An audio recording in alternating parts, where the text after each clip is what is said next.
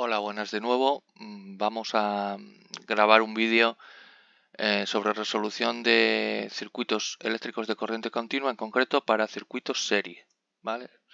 Y lo voy a incluir en la serie 11 de mi canal, donde resolvemos circuitos de corriente continua. Y como ya tengo subido un vídeo con la resolución a mano de un circuito tipo serie, pues este va a ser el 11.2 bis, ¿vale? Dado que el otro es el 11.2, este lo voy a numerar como 11.2 bis. Bien, vamos a ver de nuevo, aunque ya lo traté en otros vídeos anteriores, el cuadro de magnitudes eléctricas, por recordar rápido. Para la resolución de circuitos de este tipo, por lo menos este tipo de ejercicios, la carga eléctrica no nos va a influir para nada. Vamos a centrarnos en las tres magnitudes fundamentales, que son tensión, intensidad y resistencia. Estas expresiones que las relacionan entre sí son la ley de Ohm, ¿vale? Las abreviaturas de magnitud son V, I y R mayúsculas. Se miden en unidades de medida que son el voltio, amperio y ohmio respectivamente. Para diferenciar, la V de voltio se pone en minúsculas. La abreviatura de amperio es A mayúscula y la de ohmio la letra omega griega. Vamos a medir con voltímetro, amperímetro, ohmímetro. Esto es más bien para representar los aparatos de medida, los circuitos, porque realmente en la práctica hoy en día esto se mide con un tester o polímetro. Y luego tenemos las magnitudes eléctricas derivadas, que son la potencia y la energía. La potencia se obtiene por producto de la tensión por la intensidad, aunque también podemos expresarla como la resistencia por la intensidad al cuadrado. La magnitud se conoce como P mayúscula, se mide en vatios y se representa el vatio por W minúscula para no confundirla con la W mayúscula que se suele utilizar para trabajo. Trabajo es un sinónimo de energía. Normalmente la magnitud de energía se representa por la letra E, que es el producto de la potencia por el tiempo, y se suele emplear la letra E, pero a veces también se habla de trabajo, aunque se suele utilizar más el trabajo para energía mecánica, pero bueno. Y entonces se emplea la W mayúscula. La energía se mide en julios, que es la unidad del sistema internacional. El julio equivale a un vatio por un segundo, pero en electricidad es una unidad muy pequeña y se suele emplear más el kilovatio hora. La equivalencia es de 3.600.000 julios cada kilovatio hora. Para medir vatios utilizamos el batímetro, que es un aparato que tiene 4 terminales, 2 de ellos para medir tensión y 2 de ellos para medir corriente. Y internamente los multiplica para darnos el valor de la potencia. Hay que recordar que la expresión es potencia es el resultado de multiplicar voltaje por intensidad. Y este es el símbolo que representa el contador de energía, que mide kilovatios hora normalmente. Estas diapositivas las voy a pasar porque ya están vistas en vídeos anteriores. Y esta de la ley de Ohm simplemente como recordatorio, nada más decir que este triángulo es una regla mnemotécnica para poder obtener las tres expresiones que se derivan de la ley de Ohm. Y que la ley de Ohm es una ley universal y es muy importante saber que se puede aplicar a circuitos completos o a cualquier elemento aislado del circuito. Cualquier rama, cualquier malla, siempre se va a cumplir la ley de Ohm. De este triángulo podemos deducir las tres expresiones en función de cuál sea la magnitud que queremos despejar. Bien, vamos al turrón. Vamos a resolver este circuito de corriente continua. Resolver un circuito en su totalidad significa que hay que calcular todas las tensiones y por tanto también las caídas de tensión en los receptores.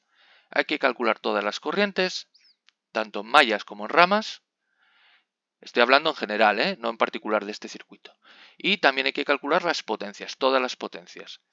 Eso significa la potencia que aporta el generador, la potencia que aporta este elemento, pero también las potencias que consumen los diferentes receptores por separado. Aquí he añadido, para facilitar la comprensión del circuito, 4 puntos A, B, D y C, que no son nodos. Hay que aclarar, esto no son nodos. Simplemente estamos nombrando zonas eléctricas o zonas de diferente potencial en el circuito. O sea, el punto A en realidad representa toda esta porción de cable, ¿vale? Y nos va a servir para luego referirnos a él a medida que vayamos resolviendo el circuito. ¿Cómo se resuelve este circuito serie? Pues podríamos aplicar directamente la ley de Ohm, pero para hacerlo de una manera más académica, lo que vamos a hacer es reducir primero. El circuito sería un circuito simple. ¿Qué consiste un circuito simple? Es aquel que solamente tiene una fuente de tensión y un receptor. Entonces, para llegar a ese punto hay que asociar estos tres receptores, hay que asociarlos y convertirlos en uno solo. Sería de esta manera. Como es un circuito serie, es facilísimo. La resistencia equivalente se obtiene por la suma de las resistencias de los diferentes elementos. Al final equivale a una resistencia de 30 ohmios y podemos convertir el circuito de la página anterior en este. ¿Con qué objetivo? Aplicar directamente la ley de Ohm. Tensión entre resistencias, la tensión es la tensión del generador, la resistencia es la de la resistencia equivalente que tenemos ahora, nos sale 0,2 amperios. Esta corriente es la que sale del generador, es la única que hay en un circuito serie. Entonces ahora lo que haríamos sería ir marcha atrás, volver al circuito original, digamos. Y ahora ya sabemos que la corriente que sale de aquí del generador es de 0,2 amperios. Y es muy sencillo calcular las caídas de tensión. En cada uno de los tres receptores por separado podemos decir que los voltios que se pierden aquí o que se gastan van a ser el resultado de multiplicar el valor de la propia resistencia por la corriente que pasa a través de ella. Es esto. Caída de tensión en R1, la intensidad que en este caso es la única que hay, 0,2 amperios, por el valor de esa resistencia. O sea, 0,2 por 10 nos sale 2 voltios. O sea, esta resistencia gasta 2 voltios. O, dicho de otra manera, en esta parte del cable va a haber 2 voltios menos que lo que había aquí. Si hacemos lo mismo para la segunda resistencia y para la tercera, calculamos y nos sale que la segunda resistencia consume 1 voltio y la tercera consume 3. Entonces, aunque todavía no lo hemos visto como tal, ya os adelanto que esto viene a ser la segunda ley de Kirchhoff, que nos dice que el balance de tensiones en una malla, esto no deja de ser una malla, recorriéndola en un sentido determinado, la suma de las corrientes positivas menos las corrientes negativas da un balance cero, da cero. O sea, matemáticamente diríamos que la tensión de la pila, que es la única positiva en este caso, la única que va a favor de la corriente, la podemos expresar también como VG, a veces se llama tensión del generador, VG, o tensión total aplicada, VT. Es igual a lo que cae en la primera resistencia, más lo que cae en la segunda, más lo que cae en la tercera. Y vemos que son 2 voltios más 1 voltio más 3 voltios, 6 voltios. Efectivamente, nos sale lo mismo que la tensión del generador. Muy sencillo. Ahora vamos a calcular la tensión en los puntos A, B, C y D, es decir, en las diferentes zonas que hemos marcado del circuito. Lo primero que deberíamos hacer siempre antes de empezar a resolver cualquier circuito es referenciarlo a masa, que es lo que vemos aquí, en esto. Ponemos a tierra y así sabemos que todo este cable va a estar a 0 voltios. Así que no hace falta hacer ningún cálculo para saber que la tensión en D va a ser 0 voltios. Esto lo vemos directamente. La tensión en D es la misma que hay en el polo negativo de la pila y son 0 voltios. Aquí. Todo este tramo a 0 voltios. VD 0 voltios. Ahora, para saber la tensión en A tampoco necesitamos ningún cálculo, porque A va a tener la misma tensión que el positivo de la pila. Luego, 6 voltios. La pila nos dice que en la parte positiva hay 6 voltios más que en la parte negativa. Si aquí hay 0, en esta zona va a haber 6 voltios. Ahora debemos saber o debemos calcular qué tensión hay en el punto B. O sea, cuando digo el punto B me refiero a toda esta zona de cable. Bien, podemos decir que la tensión en el punto B es la que haya en el A menos lo que gasta esta resistencia, que lo hemos calculado en el paso anterior y nos daba que UR1 eran 2 voltios. Luego, si aquí hay 6 voltios, pero esta resistencia gasta 2, aquí va a haber 4 voltios.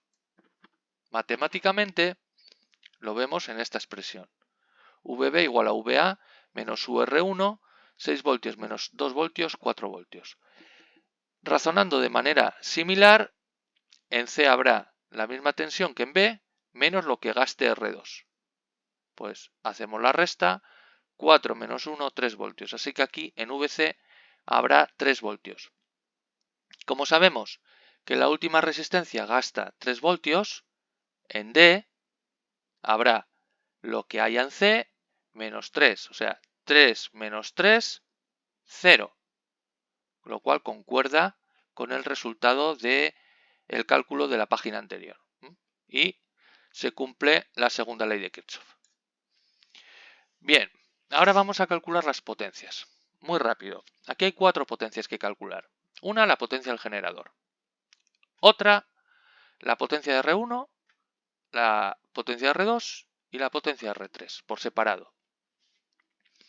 Para calcular la potencia en un receptor tenemos dos caminos. Podemos aplicar dos fórmulas diferentes.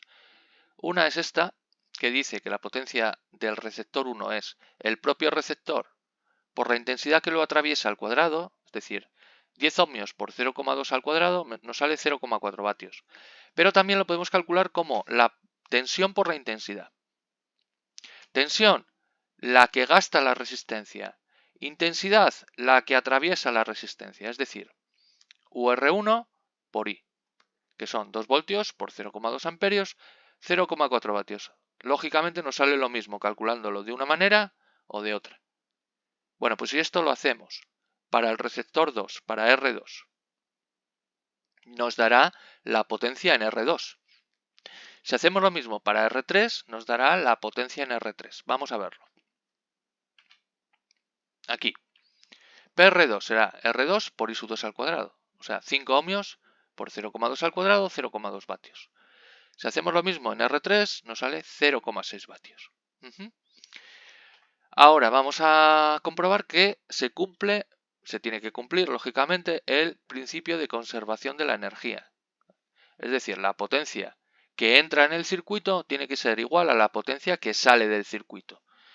¿Cuál es la potencia que entra en el circuito? La que proporciona el generador. Vamos a llamarlo potencia total o potencia del generador. Será la tensión del generador por la intensidad. El generador, la pila, tiene 6 voltios. Por 0,2 nos sale 1,2 vatios. Y fijaros que si calculamos la potencia consumida total por el circuito sería lo que gasta R1 más lo que gasta R2 más lo que gasta R3, que ya los habíamos calculado antes, serán 0,4, 0,2 y 0,6 respectivamente. Sumándolo todo nos da 1,2 vatios y efectivamente se cumple que la potencia que da el generador es igual que la potencia que consumen los receptores. Bueno, pues este circuito estaría completamente resuelto. ¿De acuerdo? Nos vemos en el siguiente vídeo donde resolveré un circuito tipo paralelo. Hasta la próxima.